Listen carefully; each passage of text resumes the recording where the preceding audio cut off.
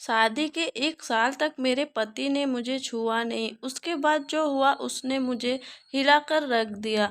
मैंने अपनी शादी में सभी चीज़ों को स्वीकार किया, लेकिन बावजूद इसके मुझे अपनी शादी में हमेशा कुछ कमी लगी। ऐसे में जब सच्चाई मेरे सामने आई तो उसने मुझे हिलाकर रख दिया। दरअसल जब मेरी शादी हुई थी तो उस समय मैं केवल 26 साल की थी। अपनी शादी को लेकर मैं बहुत ज़्यादा एक्साइटेड थी। ऐसा इसलिए क्योंकि मुझे यकीन था कि मेरे माता-पिता की तरह मेरा वैवाहिक जीवन भी काफ़ी अच्छा होगा। उन्होंने मेरे लिए एकदम सही इंसान चुना होगा, जो मुझे हमेशा खुश रखेगा। लेकिन मैं नहीं जानती थी कि मेरी किस्मत में कुछ और ही लिखा था। शादी से पहले मैं अपने होने वाले पति से 1 से 2 बार ही मिली थी। वो काफ़ी शर्मीला और शिष्ट था। उसे देखकर मुझे यही लगा कि वह मेरे लिए एकदम परफेक्ट है। मैं अपने फैसले से काफ़ी ज़्यादा संतुष्ट थी। मेरे पिता ने भी मेरी शादी बहुत अच्छे से की थी, लेकिन शादी की पहली रात मेरे साथ कुछ ऐसा हुआ जिसने मेरी ज़िंदगी को पूरी तरह से हिलाकर रख दिया। सभी जानते हैं कि शादी की रात कितने मायने रखती है। इस अनुभव को यादगार बनाने के लिए मैंने खुद को तैयार कर रखा था। मेरे पति अंदर आए बैठे और मुश्किल से कुछ मिनट ही मुझसे बात की।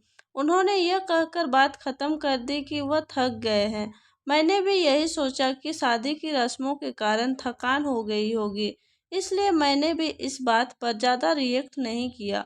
मेरी शादी को 1 सप्ताह बीत चुका था और मेरे पति ने मुझे अब तक छुआ तक नहीं था। मुझे कुछ अजीब सा लग रहा था, लेकिन मैं अपनी तरफ से पहल नहीं करना चाहती थी। ऐसा क्योंकि मैं भी बहुत शर्मीले स्वभाव की हूँ। वैसे तो वह बहुत सभ्य व्यक्ति था, लेकिन एक चीज़ जो मुझे बार-बार परेशान कर रही थी, वह यह कि उसे मेरे साथ फिजिकल होने में कोई दिलचस्पी क्यों नहीं थी। यही नहीं, जैसे जैसे समय बीतता गया उनके साथ रहकर मुझे ऐसा लगने लगा था वह मेरे पति बनने के बजाय दोस्त बना रहना ज़्यादा पसंद करते हैं। महीने बीतते गए, वैसे ही मुझे हर रोज़ एक नई चीज़ का अनुभव होने लगा, लेकिन अब भी हमारे बीच न्यू कपल वाली फीलिंग नहीं थी। ऐसा लग रहा था कि शादी करना और इसे बनाए रखना उनकी मजबूरी बन गई थी। मैंने कभी उनसे शिकायत नहीं की। ऐसा इसलिए क्योंकि वह बेहद नेक दिल और दयालु इंसान था। मुझे उनके साथ किसी तरह की कोई दिक्कत नहीं थी, लेकिन इसके बाद भी मुझे लगता था कि मेरी शादी में कुछ कमी थी। हमारी शादी को 1 साल बीत गया और हमारे बीच छोटी सी बात को लेकर झगड़ा हो गया, जो वास्तव में गंभीर लड़ाई में बदल गया। मेरे मन में गुस्सा था तो मैंने कह दिया कि मैं एक पति के लिए तरस रही हूँ जो मुझे कभी नहीं मिला। जैसे ही मैंने ये शब्द बोले, मेरे पति एकदम से चुप हो गए और बिस्तर के किनारे पर जाकर बैठ गए।